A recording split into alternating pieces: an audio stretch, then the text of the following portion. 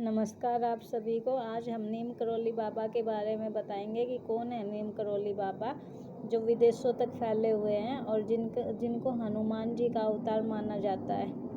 तो नीम करोली बाबा 20वीं सदी के प्रसिद्ध संतों में एक है। बाबा की ख्याति देश विदेश तक फैली हुई है।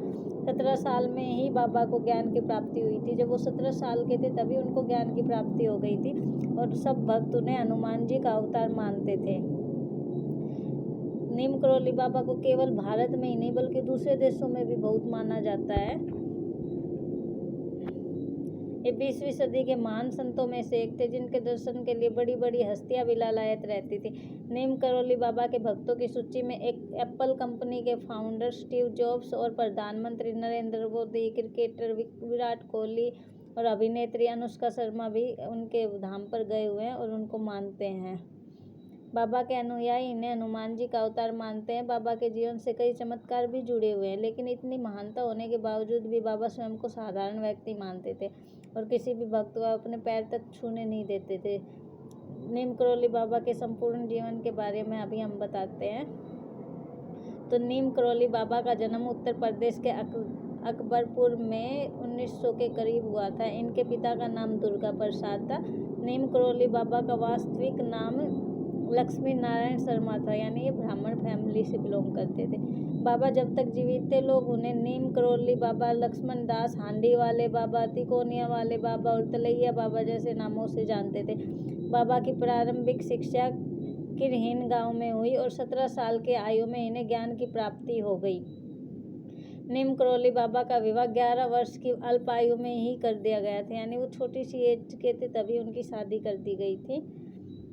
और गुजरात में एक वैष्णव मठ में दीक्षा लेकर साधना करने लगे, लेकिन उन्होंने उस शादी को रखा नहीं। तो उसके बाद ही उन्होंने घर त्याग दिया था और एक वैष्णव मठ में जाके दीक्षा लेकर साधना करने लगे। बाबा ने कई स्थानों पर भ्रमण किया, लेकिन एक बार फिर इन्हें गृहस्थ जीवन में लौटना पड़ा। फिर से उन्हें गृहस्थी में आना पड़ा अपनी शादी के लिए। इसके बाद नीम करोली बाबा को 2 पुत्र और 1 पुत्री की प्राप्ति हुई, लेकिन 1958 में बाबा ने फिर से गृह त्याग कर दिया और अनेक स्थानों पर भ्रमण करते हुए कैंची धाम पहुंच गए। बाबा ने 1964 में इस आश्रम की स्थापना की। यहाँ बाबा ने हनुमान मंदिर की स्थापना की। बाबा 1961 में पहली बार अपने मित्र पूर्णानंद के साथ यहाँ आए थे और उनके साथ यहाँ आश्रम बनाने का विचार किया था। बता दें कि नीम करोली बाबा के आश्रम केवल भारत में ही नहीं विदेशों में भी है।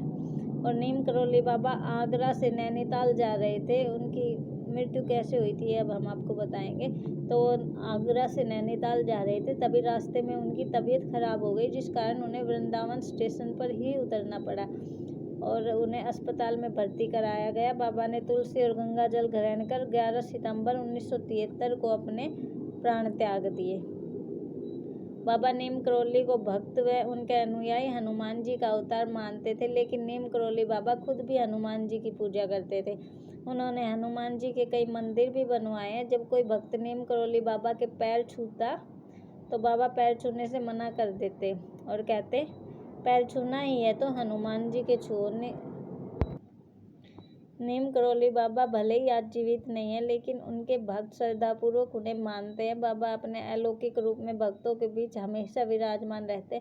वे अपने आप को कोई दिव्य चमत्कारी नहीं मानते थे, वो एक साधारण व्यक्ति की तरह ही रहते थे और अपने आप को एक साधारण व्यक्ति मानते थे। वो हनुमान जी के बहुत बड़े भक्त थे, इसलिए उन्हें हनुमान जी का अवतार कहा जाता है।